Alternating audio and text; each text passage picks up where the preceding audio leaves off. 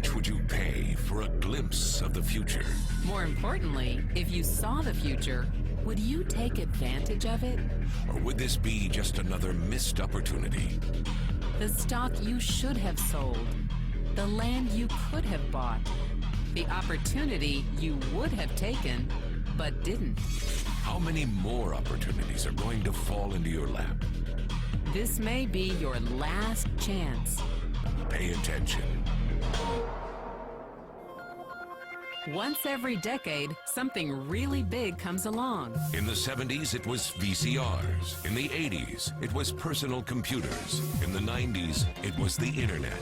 People who were positioned correctly in the 80s became millionaires. People who were positioned correctly in the 90s became billionaires. What do you think is going to happen in the next few years? In his best-selling books, The Next Trillion and Wellness Revolution, noted economist Paul Zane Pilzer states that in this decade, an additional $1 trillion annually of the U.S. economy will be devoted to the wellness industry, providing healthy people products and services to make them feel even healthier, look better, slow down the effects of aging, or to prevent diseases from developing in the first place.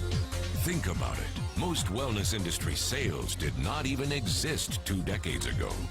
Today, they already total approximately $300 billion in annual sales, about the same amount spent on new automobiles in the U.S. Today, $300 billion a year. By the end of this decade, $1 trillion. That's 1,000 billion a year. For those of you not into math, that is 300% growth. How is that kind of growth possible? How is that kind of growth predictable? 2 words, baby boomers. You've been hearing about them for over 20 years. They've been dictating our economy for over 20 years. Isn't it about time you cashed in?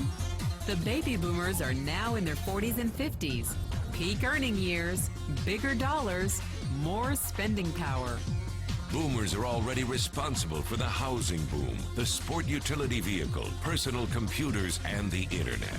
In short, boomers and the things they want are already $6 trillion of our $12 trillion economy.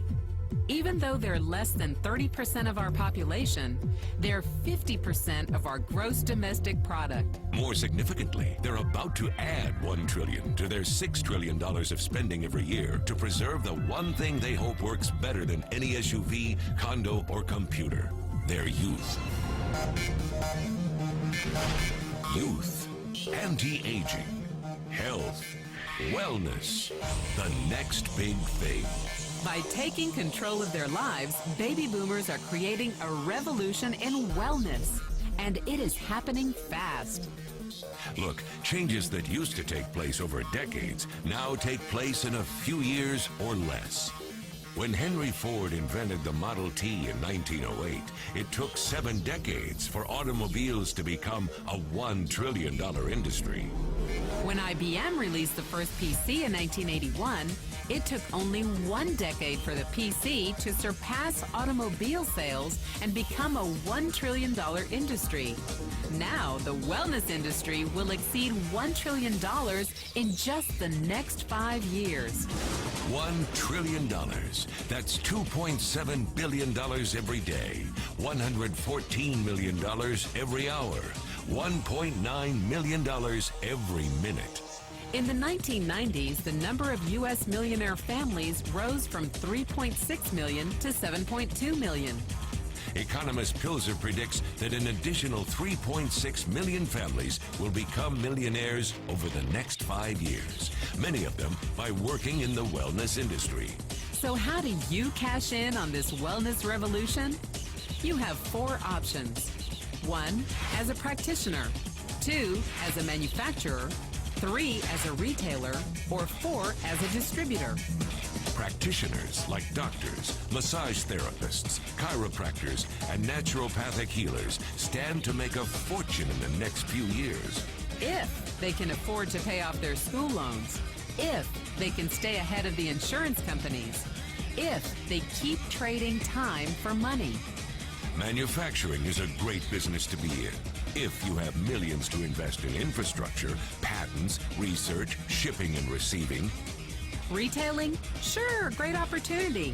If you can afford franchise fees, 7-day work weeks, advertising, inventory, and employee problems. Distribution? Exactly. Because the greatest personal fortunes of the past 3 decades were made by people who found better ways of distributing things rather than better ways of making things. People like Sam Walton of Walmart and Fred Smith of Federal Express.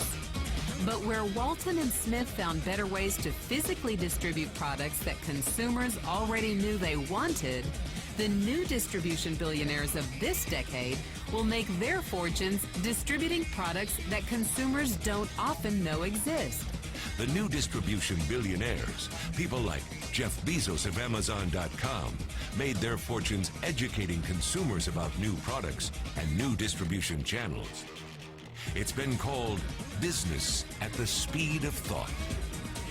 Better products, better distribution, better opportunity. Why? Because 78 million baby boomers with 1,000 billion in cash can't be stopped. They want to go rollerblading. They want to drive sports cars. They don't want to age.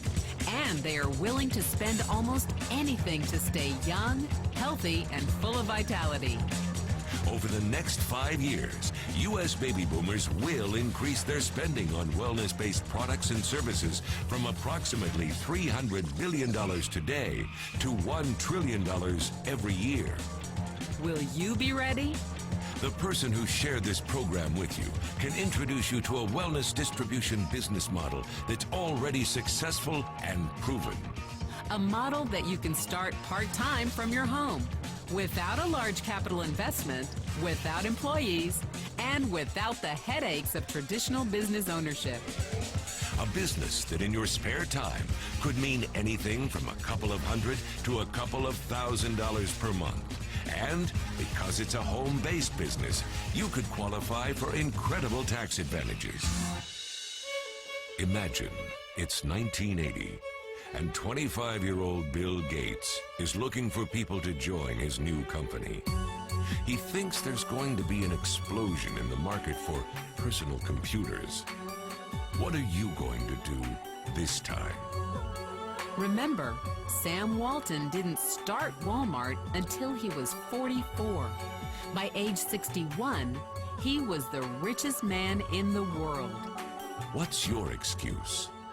One thing is for sure, if you watched this video and paid any attention, you can't say you didn't know. When your children and grandchildren ask about the great prosperity of the early 21st century, what will you tell them? Will you be explaining how you positioned yourself and benefited from the opportunity? Or will you be justifying how you missed it? The statistics are real. The trends are real. The timing is real. How many more opportunities are going to fall into your lap? Whatever you do, don't miss this one.